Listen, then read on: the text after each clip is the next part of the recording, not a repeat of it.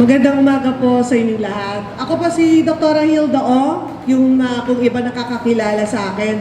Ako po everyday po nasa radio, sa DWBL at sa Radio Veritas din po, every Friday. Ngayon po, gusto kong pasalamatan po kayong lahat, lalo na po sa ating mga Board of Directors, lahat po nung dumating, syempre po sa ating CEO, Margaret, for supporting the first bloodletting donation drive po, itong ginagawa natin. The reason bakit natin naisip na gumawa ng blood donation, dahil kapag po kayo, siyempre ayaw naman natin na magkasakit tayo. Pero darating ang isang araw na magkakaroon ng emergency. So kapag nag-emergency, ang dugo ay hindi binibili. Except ang Red Cross, ang 1,800 binabayaran is the processing fee. Pero with Chinese General Hospital and Medical Center, which is ako ang kanilang blood coordinator, so kapag meron may gusto makipag-partnership sa Chinese Gen, what we do, ang mga dugo na nakokolekta ng Chinese Gen, ito po ay properly screened. So, chinecheck po yan ng anti-malaria, HIV, kung may HEPA, at the same time po, sa ngayon, yung pinakamahal ng nucleic acid, kung meron COVID. So, ibig sabihin, kapag ang dugo po ninyo at napunta po sa Chinese Gen, sigurado po kayo, yung dugo na makukuha ninyo ay malinis. So, ngayon, bakit ko ini-encourage na ang St. Stephen High School ay makaroon ng donation? Dahil kapag sa dami po ng nagdo-donate, for the past 6 to 7 years, I'm with Dugong Alay, Dugtong Buhay, which is I am the honorary member. And then lately, meron pa naman another group, is the Serving Heart Charity Incorporated. Sa ngayon, the more blood organization, the better. Dahil mas maraming tayong makukuhanan ng dugo. Yung nga lang, kapag parehos kayo nangangailangan ng dugo, ang priority namin, ang bibigyan namin, yung blood donor. Let's say, kung ikaw ay nag-donate ng dugo, meron kaming file. Kunwari, si Hilda Ong nag-donate yan.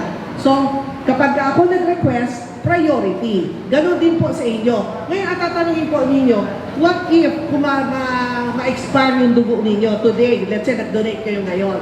So, ang ginawa natin, nakipag-tie up tayo sa Serving Hearts, kasi ang Serving Hearts ay almost every week, meron silang bloodletting. So, ang dugo na makukuha dito, pwede natin ipahiram sa Serving Hearts.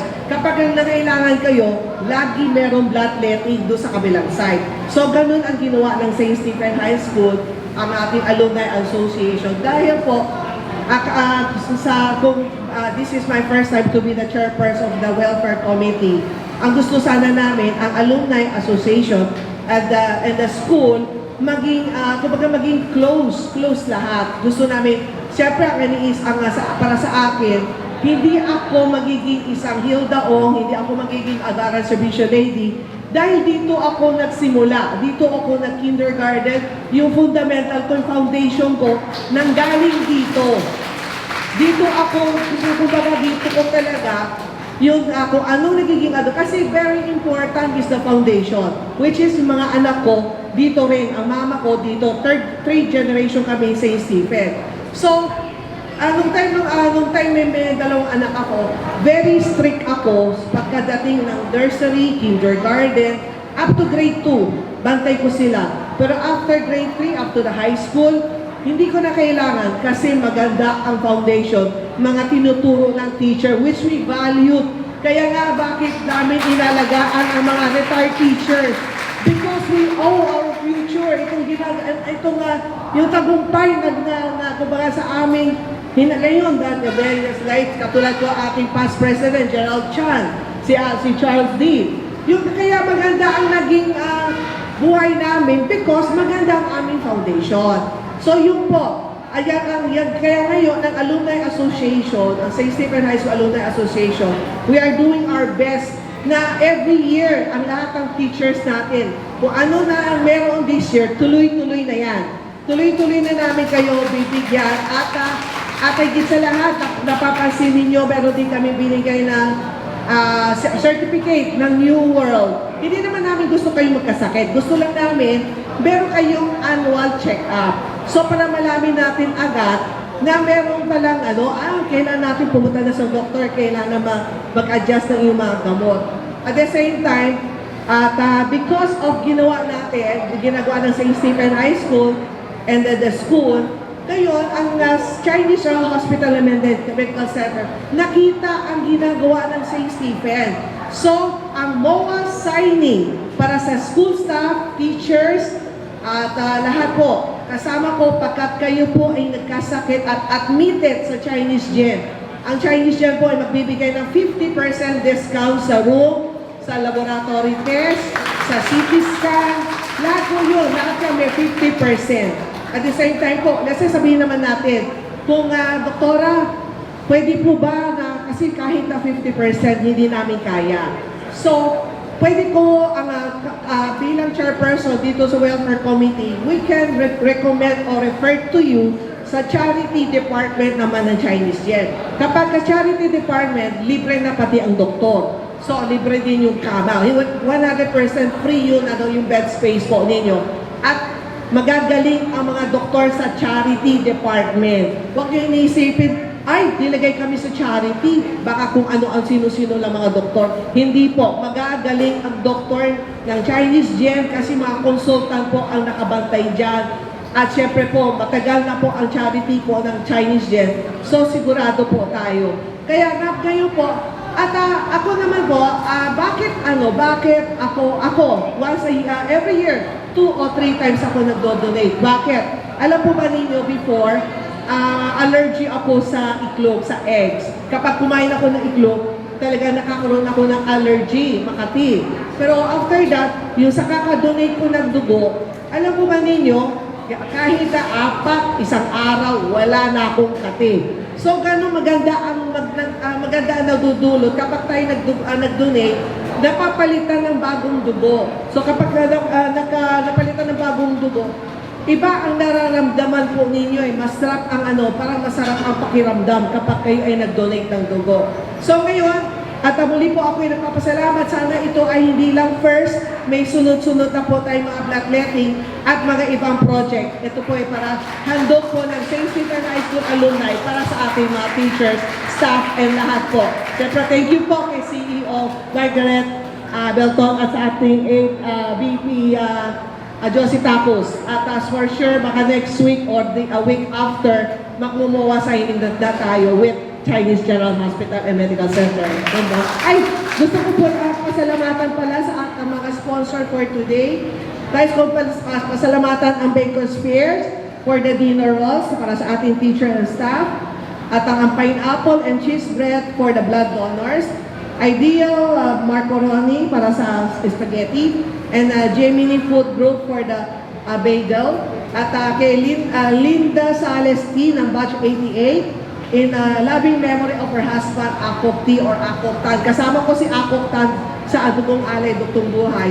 Para doon po sa arroz caldo, breakfast and spaghetti for our merienda.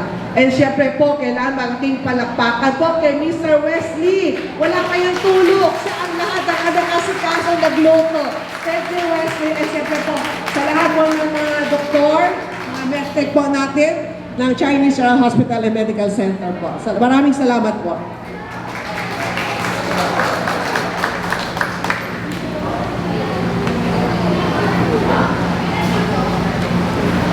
Okay,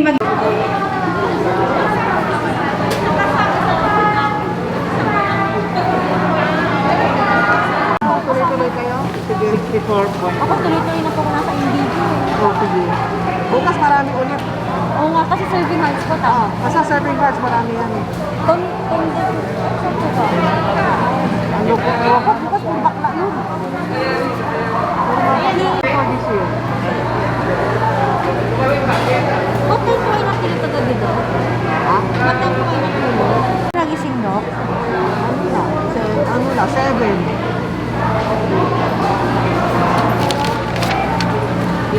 May COVID vaccine na po? Meron na. Ano pong vaccine niyo po? Ano ba? Sa Chinese yun. Fully vaccine na po? Oo. Ako yun. Kami yung first batch. Yung mga ganap ko. Okay po. Sorry. Picture taking. Talagang inisip mo na. Dok, po, hindi po. Ay, akala ko po. Baba? Oo, namaan niyo naman pala ng pasensya. Ay, akala ko kung ano. Feeling po kasi na ganito. Ha? Feeling po mag-ganito. Normal naman po yung BP ko. Oo. Akala ko yung sabi sa akin ko eh. Sana huwag naman siya maulit.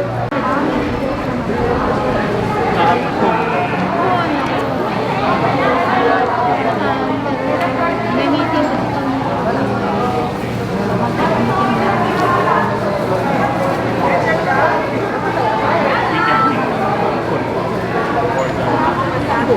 Yan na yung nakapasado si Charles.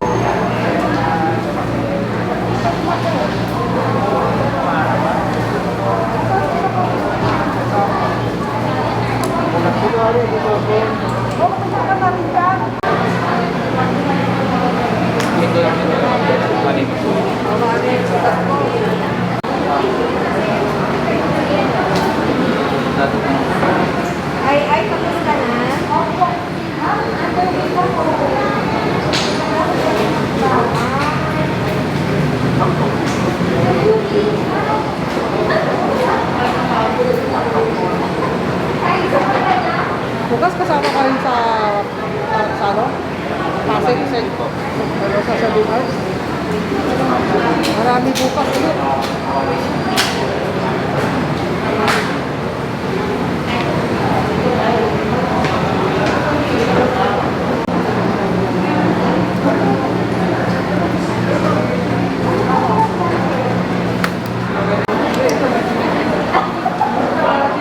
Isang corner ah.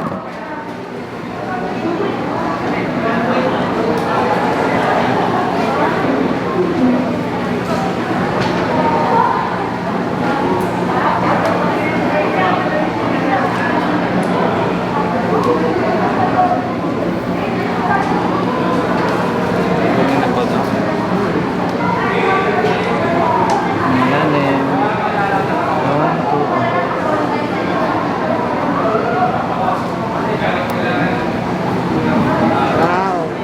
Wala lang, isa lang. Okay naman po, hindi naman po masakit. Medyo mabagal lang po yung blood lang po. Bilisin nyo na. Mag-donate ka na. Kailan yung last time mo na nag-donate ka? Nung nagbason, Ilang months na?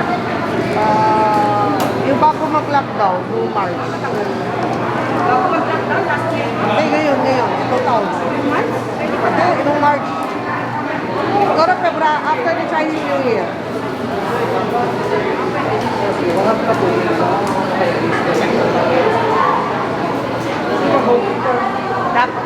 Kadalasan 3 beses ako eh. Anong type ng tuko nyo? B+.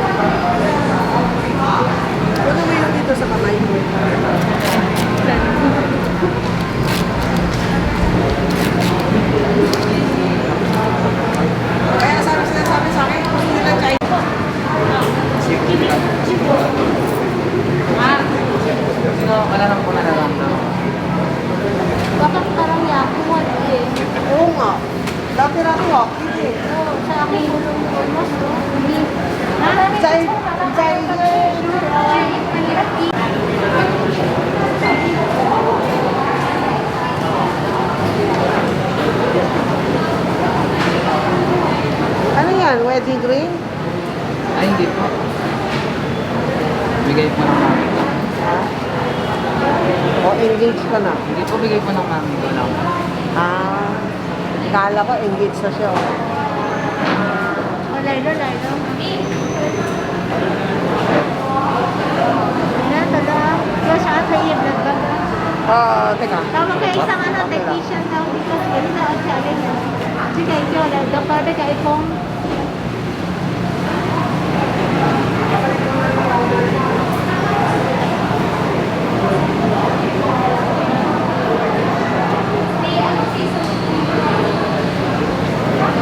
Dikir, doktor, beka ikong, sir. Bagay, di ba? Di mo hapsok lang. Dikir, sige lang, like.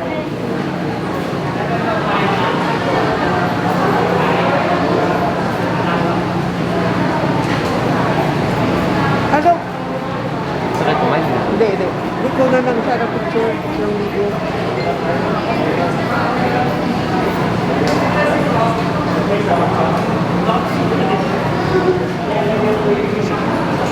Dikir, sir. Dikir, sir. Hindi, wala. Ay, bari ko na mo siya ng picture. Ko na mo siya ng video. Ako eh. Oo nga, pre. Na, straight po kayo.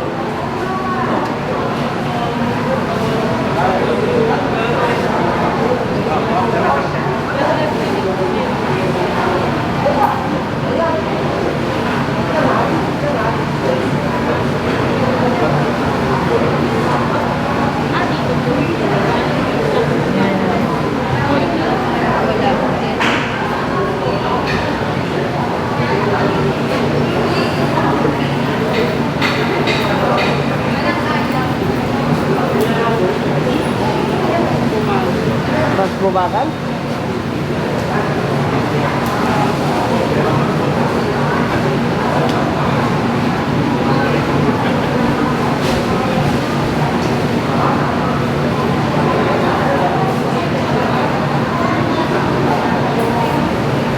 May ba naman po ito?